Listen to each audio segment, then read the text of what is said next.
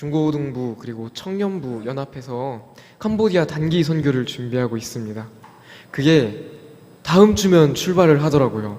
벌써 다음 주가 됐습니다.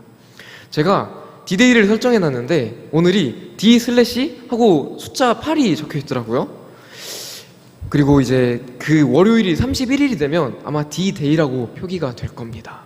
근데 이 D-데이가 우리가 언제 쓰냐면 이렇게 무언가를 시작하는 날을 정하기도 하고요. 무언가를 기념하기도 합니다. 우리가 이렇게 D-데이를 조금 자주 사용하는데요. 심지어 우리는 국가적 차원에서도 D-데이를 사용합니다. 예를 들면 수능날이 있겠고요. 그리고 새해를 맞을 때도 D-데이를 카운트를 하더라고요. 그래서 제가 D-데이가 어디서 왔는가 조금 찾아봤어요. 재밌는 유래가 있더라고요. 1939년에 독일이 폴란드를 기습 침공합니다. 갑자기 전차를 보내서 침공을 하는데 여러 외교 문제가 섞여 있었지만 전쟁이 갑자기 시작되니까 폴란드가 이 독일에 대해서 제대로 된 반응을 하지 못하고 3주 만에 바르샤바가 함락이 돼요.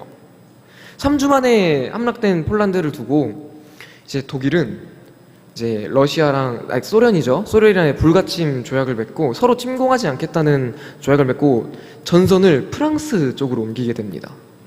근데 프랑스에는요 1차 대전 때 당시에 피해가 있었기 때문에 1차 대전 때 거의 온 유럽에 한 세대가 사라진 전쟁을 겪고 나니까 이 독일에 대한 방어막을 만들어야겠다 해서 독일 국경에 엄청 길고 많은 물자를 투자해서 요새를 만들어 놨어요. 그게 우리가 아는 마지노선인데 마지노선을 뚫고 가기가 너무 어려운 거예요. 왜냐하면 독일은 속전속결로 전쟁을 끝내야만 했거든요. 그래서 독일이 택한 방법은 위쪽을 지나 룩셈부르크 쪽을 지나서 아르덴 숲을 지나 침공을 했습니다. 마지노선에 병력을 많이 집중시켜 놓은 프랑스는 그 독일군을 막지 못해요. 결국 프랑스와 영국의 연합군은 철수를 하게 됩니다. 프랑스 땅에서. 그렇게 독일은 프랑스부터 시작해서 독일 본토, 폴란드, 그리고 밑쪽으로는 세르비아를 넘어서 체코, 슬로바키아까지 점령하게 돼요. 이렇게 이제 독일은 영국만 이기게 되면 독일은 유럽의 모든 제패하는 나라가 될 거예요. 근데 영국은 해상 강국이었어요. 그래서 영국을 침략하는 데 실패한 독일은 이제 시선을 다른 데로 돌리기 시작합니다. 전쟁이 길어지니까 어떻게 해 나가야 될까? 다른 데로 시선을 돌리는데 이때 영국과 프랑스는 무슨 생각을 하고 있었냐면요. 아, 이제 우리는 졌다. 저 독일을 막을 수 없다라는 생각을 하고 있었습니다. 근데 여기서 참 신기한 일이 일어나요. 지구 반대편에서 엄청난 일이 일어납니다. 무슨 일이 일어나냐면요. 일본이 갑자기 미국을 공격해요. 그래서 미국이 이 유럽 전쟁에 살살 참전할 명분만 찾고 있었는데 일본이 공격당하자 내가 이 지구의 평화를 찾겠다 하면서 2차 대전에 합류를 하게 됩니다. 그렇게 미국을 중심으로 연합군이 구성이 되는데요.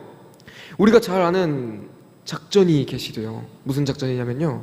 프랑스 해안에 15만이라는 병력을 상륙시키는 작전을 펼칩니다.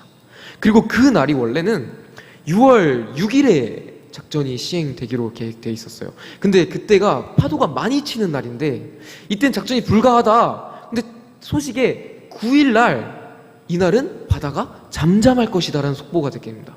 그래서 이 날을 작전 개시일로 두고 작전을 펼치고 결국 프랑스 땅에 15만이라는 병력이 상륙하게 돼요. 이 작전이 우리가 잘 아는 노르망디 상륙작전입니다. 이 날을, 작전이 시작되는 날을 D-데이라고 불렀어요. 그리고 이 D-데이를 우리가 지금까지도 쓰고 있는 겁니다. 그리고 2차 대전은요, 이 연합군이 땅에 등장한 순간부터 이미 독일의 패전은 확정된 것으로 우리는 생각할 수 있습니다. 아니요, 이미 독일의 패배는 확정되었습니다. 독일 입장에서는요, 연합군이 프랑스 땅을 밟을 때 뭐라 외쳤냐? 아, 이제 독일은 망했다 하면서 후퇴했습니다. 이처럼 전쟁에는요, 누가 언제 어디서 등장하느냐가 굉장히 큰 역할을 해요. 오늘 본문의 내용을 보니까요, 애굽에 살던 이스라엘이 어떤 상황에 있었냐면요, 애굽의 종살이를 너무 심하게 당하고 있었어요. 처음엔 좋은 대우를 받았습니다. 그러나 시간이 지나면서 그들을 두려워한 왕들이 이제 이스라엘을 박해하기 시작해요. 어떤 일을 시키냐면요, 파라오의 집을 짓게 만들고요, 그러니까 쉽게 말해서 피라미드를 짓게 하고요, 스핑크스를 짓게 하고요, 파라오의 국고성을 짓게 하고요, 우상을 위한 신전을 만들게 합니다. 그런데요, 여기까진 참을만 했어요. 왜요? 애굽에 있으니까. 그냥 조금 몸이 힘들어도 애굽에 있으니까 조금 견딜만 했단 말이에요. 그런데 이제 너무 수가 많아지니까 바로가 이제 남자아이들을 다 죽이라고 해요. 나일강에 다 던지라고 합니다. 이것도 참을만 했어요. 왜? 애굽에 있으니까. 잘 나가는 나라에 있으니까. 근데 이게 여러 해가 지나다 보니까 점점 더 상황이 악화되다 보니까 이제 이스라엘이 더 이상 의지할 곳이 사라졌습니다. 희망이 사라졌어요. 처음에는 그냥 조금만 참으면, 조금 불편하더라도 그냥 조금 용납하고 수용하고 내가 그냥 견디면 살만했습니다. 즐길 것들이 있었어요. 그런데 이제는 도무지 나를 만족하고 나를 구원할 게 어디를 봐도 없는 거예요. 동쪽을 봐도 없고요, 서쪽을 봐도 없고요, 남쪽을 봐도 없고, 북쪽을 봐도 없습니다. 그래서 이스라엘이 이제서야 하나님을 찾기 시작해요. 이전까지 이스라엘이 출애굽기가 시작되고 이 본문이 오기 전까지 이스라엘이 하나님을 한 번도 안 찾아요. 왜요? 애굽에 있으니까. 살만하거든요. 내가 이 세상에서 비록 힘들게 살고 부조리한 세상이고 억압받는 삶이지만 그나마 이 세상에서 내가 조금이라도 즐길 게 있고 나를 조금이라도 위로해 주는 것들이 있고 내가 조금이라도 쉴 곳이 있어요. 그래서 이 세상 사는 거 힘들지만 살만합니다. 그래서 하나님을 찾지 않아요. 근데 그것들이 다 끊어지기 시작하니까 이제서야 이집트에 있는 이스라엘이 하나님을 부르짖기 시작합니다. 그리고 그 음성을, 그들의 부르짖음을 하나님께서 들으셨어요. 오늘 본문을 보니까요, 부르짖는 소리가 하나님께 상달된지라. 이제 하나님께서 지금까지 역사 가운데 아무것도 안 하시는 것처럼 보이신 그 하나님이 이제 움직이기 시작했어요. 왜요? 부르짖으니 그 소리가 상달되어서 하나님께서 움직이기 시작했습니다. 하나님이 이제 등장하시니까 무슨 일이 벌어지냐면요,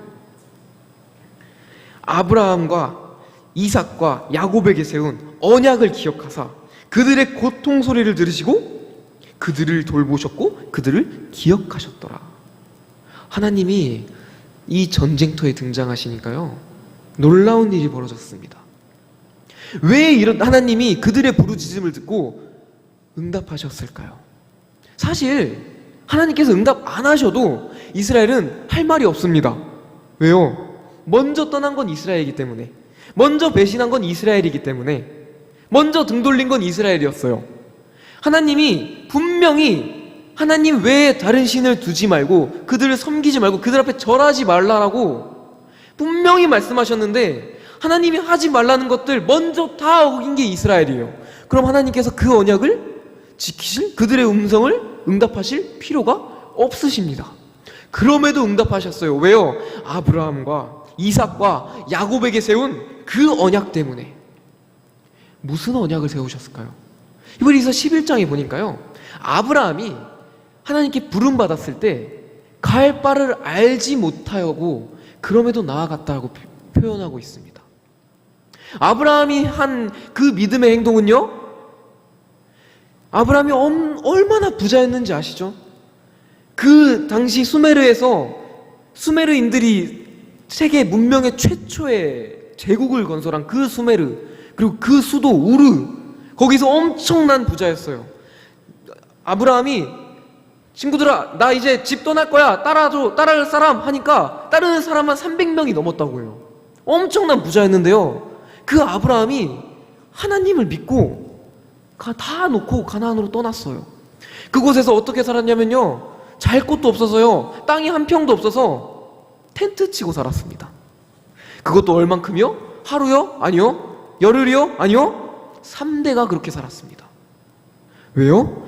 하나님께서 내가 지금 어디로 인도하시는지 모르지만 내가 하나님을 믿고 따라갈 때 하나님께서 직접 지으신 내가 예전에 살던 그 크고 웅장한 집이 아니라 그것보다 비교할 수 없이 큰 하나님께서 직접 지으신 성읍이 있다고 믿었기 때문에 가지고 있던 걸 모조리 내려놓고 떠날 수 있었습니다. 그래서 하나님께서 아브라함을 믿음의 조상으로 세우셨고요, 아브라함의 순종으로 말미암아 그 아브라함에게 언약하셨어요. 내가 너를 통하여 반드시 너의 자손이 밤하늘의 별과 제할 거고 바다의 모래와 같이 많게 할 것이다. 그리고 그들을 통하여 온 세계에 복을 전할 것이다. 이스라엘이 이뻐서 하나님께서 응답하신 게 아니에요. 그들에게 하신 언약을, 하나님께서 하신 언약을 바라보고 하나님께서 응답하셨습니다. 우리도 마찬가지인 것 같아요. 우리가요, 세상에 살면서요, 조금 힘들어질 때가 많습니다. 저도 힘들 때가 너무 많아요. 잘 가는 것 같아 보여도 이 길이 하나님이 나에게 주신 길이 아니면 어떡하지? 이 길이 하나님이 원하시는 길이 아니면 어떡하지? 그럼 내가 이걸 다 두고 나올 수 있나? 아니면 이 길이 하나님의 길인데 하나님이 나에게 이 길을 걷게 하셨는데 이 길은 내 생각과는 너무 다른데? 너무 힘든데? 그럴 때 우리가 어떻게 해야 되냐? 오늘 본문에 나와 있습니다. 부르짖으라. 우리에게도 약속하셨어요. 아브라함에게만 하신 언약이 아니고요, 우리에게도 언약하셨습니다. 예레미야 33장 3절에 보니까 이렇게 말합니다. 너는 내게 부르짖으라. 내가 내게 응답하겠고 내가 알지 못하는 크고 은밀한 일을 내게 보이리라. 우리가요, 하나님을 찾지 않는 이유는요, 이 세상에서요, 내가 힘들게 살지언정 내가 다른 걸 의지하고 있어서 그래요. 내가 하나님 말고 다른 거를 두고 있습니다. 내가 하나님 말고 이것에게 내가 위로를 얻고 있고요, 내가 이것으로 내가 좀 살만한 거예요. 이것을 조금 즐길 수 있는 거예요. 그러니까 하나님을 보지 않아요. 그러나 하나님께서 말씀하십니다. 부르짖으라. 언제까지? 하나님이 들으실 때까지. 왜 바로 응답하지 않으실까요? 하나님이 말씀하시는 거예요. 너의 주변에 있는 10개, 예를 들게요, 10가지의 선택권 중에 그 중에 너가 하나님만을 바라보는 것을 보여라. 너의 그 진실성을 보여라. 그렇게 부르짖어라. 너의 부르짖음을 듣고 내가 응답하겠다. 어떻게요? 내가 알지 못하는 크고 은밀한 일을, 사람의 기준, 하나님의 일을요, 우리는 우리의 시선으로 제한할 때가 많습니다. 우리의 능력으로 바라볼 때가 많아요. 근데요, 하나님의 일은요, 하나님의 시선은요, 결코 우리가 헤아리지 못합니다. 그 일을 우리에게 직접 보이신다는 거예요. 그리고 하나님께서 우리의 전쟁터에 참여하신다는 겁니다. 그리고 하나님께서, 다시 본문으로 돌아올게요, 하나님이 그들의 고통 소리를 들으시고 하나님이 아브라함과 이삭과 야곱에게 세운 그의 언약을 기억하시고 하나님이 이스라엘 자손을 돌보시고 하나님이 그들을 기억하시고 하나님이 우리를 지키신다는 것입니다. 이게 우리가 기도를 쉬지 않고 해야 되는 이유예요. 그 자리에서도 기도가 중요하지만 기도의 자리로 나아오는 것이 중요한 거예요. 왜요? 하나님이 말씀하십니다. 너의 진실성을 보여라. 기도의 자리로 나와라. 부르짖어라. 하나님이 들으실 때까지. 어떻게요? 믿음으로. 아벨이 믿음으로 제사를 드린 것처럼 나의 기도가 하나님께 상달될 거라는 그 믿음으로. 선교가 이제 얼마 안 남았습니다. 아이들이요, 매주 토요일날 모여서 1시에 모여서요, 5시간을 선교 준비해요. 그리고 저녁 먹고요, 집에 가는 게 아니라 1시간 정도 말씀 묵상하고 기도하고 찬양합니다. 아이들 그때 되면요, 힘들어서 제 표정이 너무 힘들어 보여요. 제가 마음 아플 정도로 힘들어 보여요. 그럼에도 우리가 그 시간을 포기할 수 없으면요, 우리가 그곳에 가서 하는 일이 우리의 일이 아니기 때문이에요. 혈과 육의 싸움이 아니기 때문이에요. 어둠의 권세자들과 하는 영의 싸움입니다. 이 전선에 나아가는 우리가 어떻게 나아가냐? 예수님께서 전신갑주를 입으라. 전신갑주가 여러 장비가 있지만 결국은 예수님을 입으라는 겁니다. 어떻게요? 예수님을 믿음으로, 예수님이 나와 함께 동행하심으로 내가 예수님과 같이 나아가는 것입니다. 내가 예수님을 믿으니 예수님이 이 전쟁터에서 승리하시니 내가 승리한 것 같이 여겨주시겠다는 거예요. 그래서 이 전쟁에, 우리가 하는 이 영의 전쟁에 하나님이 계시지 않으면요, 우리가 하나님께 부르짖지 않으면요, 아무 의미가 없는 거예요. 우리가 가서 많은 교회에서 많은 후원을 해주시고요, 많은 재정을 지원해 주시고요, 많은 분들이 섬겨주십니다. 우리가 돈을 보고 의지하고 가거나 환경을 보고 가거나 사람을 의지하고 가면요, 반드시 지게 되어 있습니다. 그래서 우리가 그 기도의 시간을 절대 놓치지 못하는 거예요. 아무리 힘들어도. 그리고 우리가 그곳에서 어떠한 일을 할지 모르지만, 하나님이 어떠한 일을 보이실지 모르겠지만, 그 일은 분명히 우리의 생각을 넘어서는 하나님의 크고 놀라운 일이실 줄로 믿습니다. 이렇게 우리는요, 출애굽기를 보고 모세에 집중할 때가 많습니다. 모세 위대한 사람이에요. 모세를 부정하는 게 아닙니다. 모세의 믿음요, 우리가 본받아야 될 믿음입니다. 모세가 한 믿음이 어떤 믿음인지 아시나요? 바로의 아들이라 칭함을 받는 것을 거절했고요, 그 애굽 이집트에서 누릴 수 있는 모든 존귀와 부귀와 영광을 포기했고요, 오히려 그리스도를 위하여 그 잠깐의 죄악된 낙보다 그리스도를 위한 고난을 기뻐하였습니다. 이게 모세예요. 그런데 이 모세를 보기 전에 우리가 먼저 바라봐야 될 것은요, 이 전쟁의 진짜 영웅, 이 전쟁을 끝낼 진짜 비장의 한 수, 하나님이십니다. 모세도요, 엄청난 지도자였지만요, 하나님 앞에 범죄하니까요, 하나님이 가나안에 못 들어가게 하셨습니다. 왜 가나안에 못 들어가게 하셨을까요? 보이신 거예요. 모세가 그렇게 위대한 지도자여도 하나님이 세우셨고 하나님이 내리시면 어쩔 수 없이 내려갈 수밖에 없는 사람이다. 우리가 먼저 하나님께 시선을 쏠 때, 하나님만을 바라볼 때, 하나님만을 의지할 때, 우리의 삶의 싸움에서, 평생에 가야 될 그 싸움에서 오직 주님만을 의지하고 주님께 부르짖음으로 나아갈 때 하나님께서 나의 싸움에 등장하시니 내가 이미 이겼고 이미 이긴 싸움을 마치러 가는 것이 우리의 여정일 줄로 믿습니다. 기도하시겠습니다. 하나님 아버지, 감사합니다. 우리가 오늘 출애굽하는 이스라엘이 주님께 부르짖는 장면을 보았습니다.